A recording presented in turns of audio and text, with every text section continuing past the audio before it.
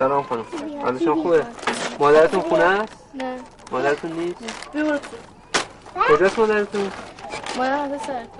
کجا کار میکنه مادر؟ ولی است. تهران؟ خیابون ولی است؟ تو کجا کارش چیه؟ تولیدی کار میکنه. تولیدی؟ پالتو و مانتو میدوزه. آها، توی تولیدی کار میکنه. شما پدرتون چی هست؟ پدرم داره اسم تولیدی بگید پدرم. چرا؟ خوشم نمیاد. خب بگو شما لازم به من بگو نمیشه اونو میتونه ازش میشه. پدرم تزریقی و به یکی از دوستاش تزریق کرد بعد فوت کردش. خب الان تو زندانه. به خاطر قتل؟ بله. یا به خاطر نه به خاطر قتل. هم احتیاط هم قتل. اون وقت بابت قتل دیه خواستن؟ نه ما رفتیم بعد اونا گفتم ما دیگه نمیخوام فقط ما بهشون گفتیم رضایت ندم. اونا گفتم باشه. شما گفت خودتون خواستید رضایت ندن چرا؟ خوشم نمیومد از پدرمون. کار نمیکرد؟ نه. خب پس برو تو بریم میاییم خونه. برو.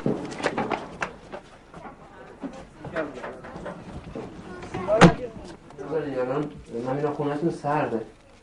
خب دیگه. چرا؟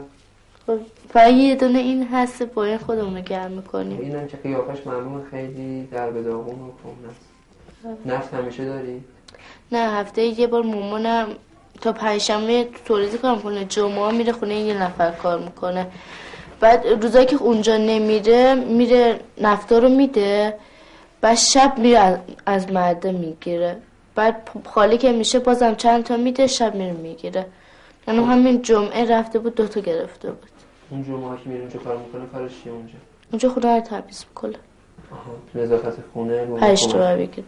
چرا شده مثلا چند بار شام نخوریم بخوابیم، اما هیچ وقت با مادرم مثلا کاری نداشتیم، سرکوبش نزدیم. 2 ساله داره تزریق میکنه.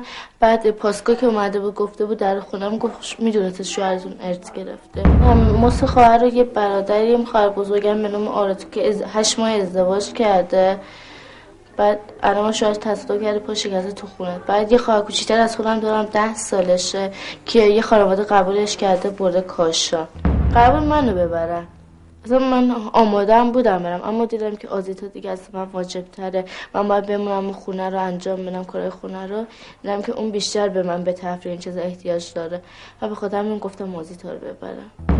زنی نمیذاره باهاش حرف بزن، خیلی اذیتش میکنه. بعد کم گریه کردم. اصلا طرز حرف زدنش هم ماما خیلی عوض شده بود. مامانم به زنگ زده برگشته گفته بود که شما من اینجا گذاشتید، بابای من خوبه، تو بابام انداختی زندگی. از این حرفا مامانم هر وقت میومد گریه میکرد. زیاد امیدوار نیستم. تو امیدوار نیست مسئول این کاری بکنه؟ نه. چرا؟ چون این همه رفتیم هیچ کس کمکمون نکرده. چون اصلا همونطوری که هست آدما با خدا فقط با آدمای ثروتمند کمک میکنه نه با آدمای فقیر. الان ما چند ساعت اینجاییم خدا فقط با آدمای ثروتمند میده. هی میده اما با آدمای فقیر هیچ نه.